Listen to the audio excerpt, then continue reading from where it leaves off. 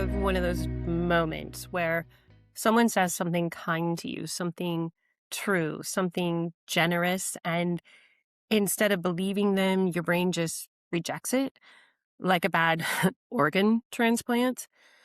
Hi, everyone. Welcome to the Flavored Word podcast. I'm Shauna Gabriel. So I posted some photos the other day, real ones, unflattering ones. At least I thought they were unflattering.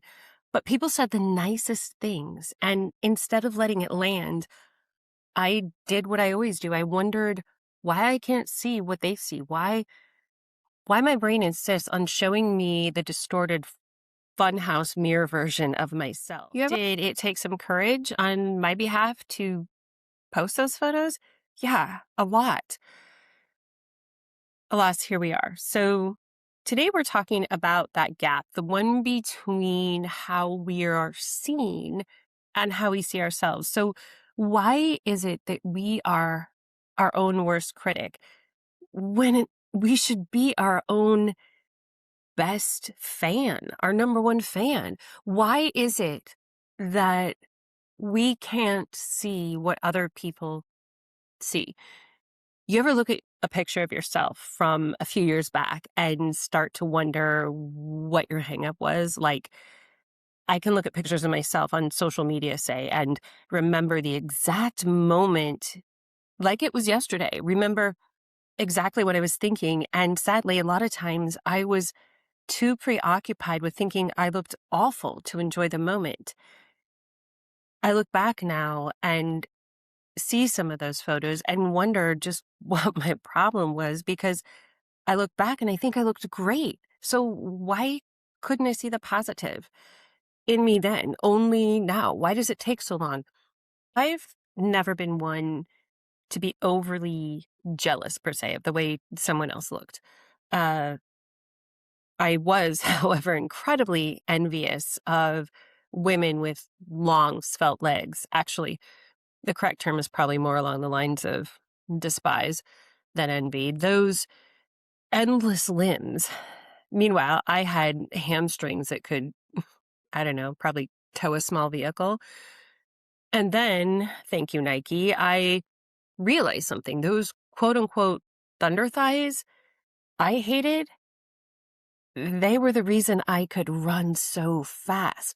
They were the reason I broke records.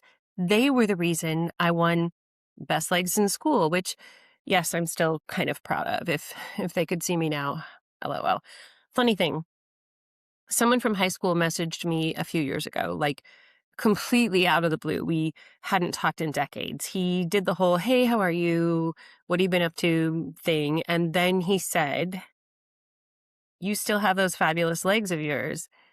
And more recently, I had a complete stranger simply say, nice legs, to which I replied, thank you.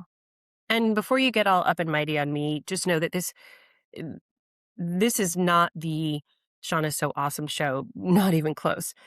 Uh, and that line, by the way, it wasn't a pickup line. It really was a compliment. And he just went about his way, and it did. It made me feel good. But here's the thing. Even with all that evidence, the awards, the records, the compliments, I still struggled to see what everyone else saw. I still saw the flaws first, the bulk, or what I considered bulk, the wrongness of it all. That's where this part of my story expands, with the disconnect, the gap, the inability to see myself clearly. I read a quote, and I can't remember who to attribute it to, so I'll have to look that up. But the quote goes, envy comes from people's own ignorance of or lack of belief in their own gifts. Poignant. So, circling back a little bit to just a little bit of background for you, I remember for years waking up on Sunday mornings kind of terrified, because Sundays were when I always weighed myself.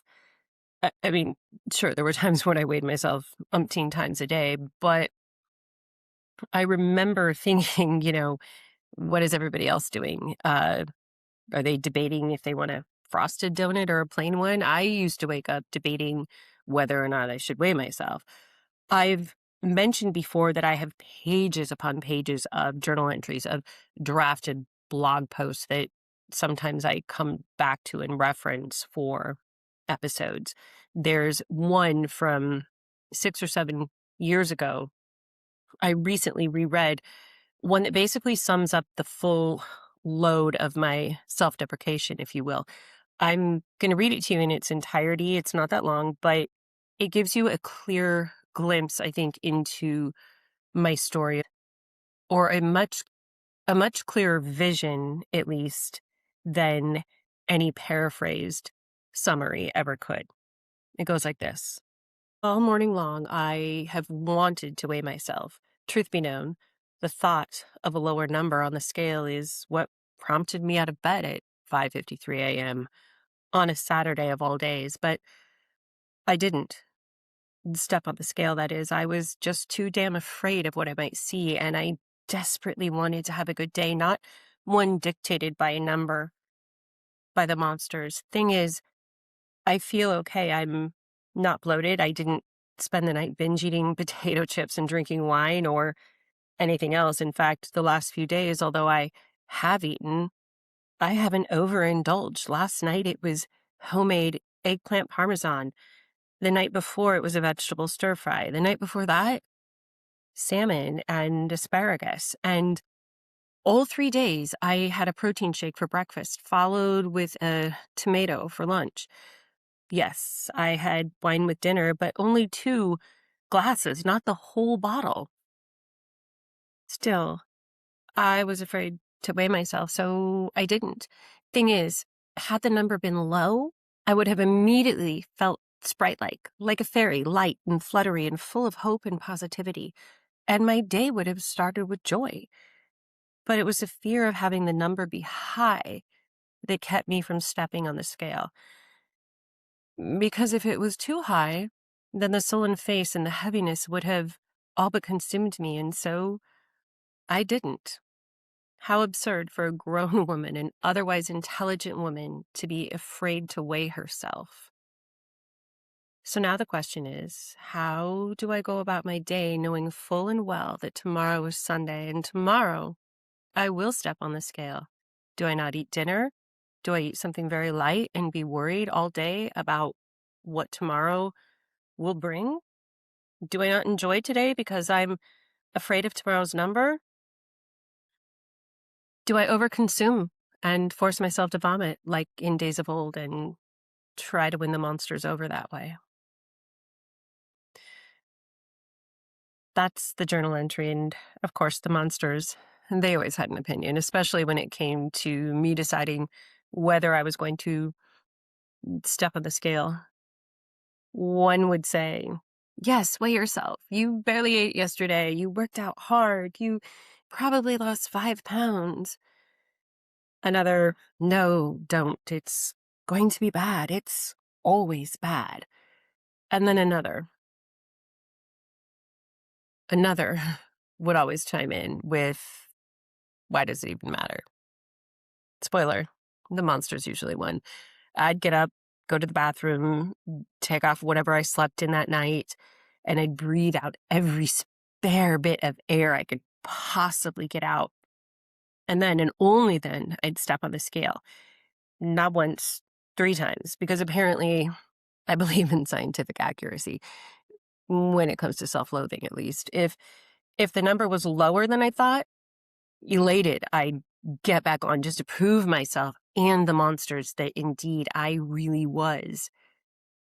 If the number was high, I'd try exhaling more. I'd move the scale, change the batteries. I'd try so many little tricks just to get the number to drop. Of course, it never did. And so I'd slump over and practice self-loathing for the next few hours. So when I say the number on the scale dictates my worth, I'm not being dramatic. I'm being honest.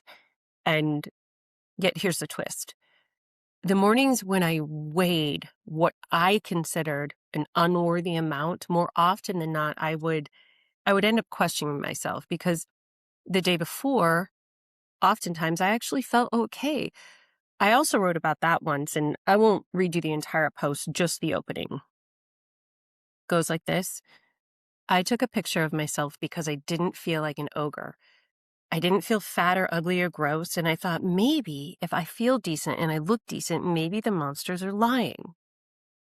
And for a few minutes, I believed it until the next morning, until the scale, until the number proved me wrong. I deleted the pictures because that's what the monsters told me to do. They take the good moments and chew them up. So the question that I keep circling back to is, why can't I see what other people see?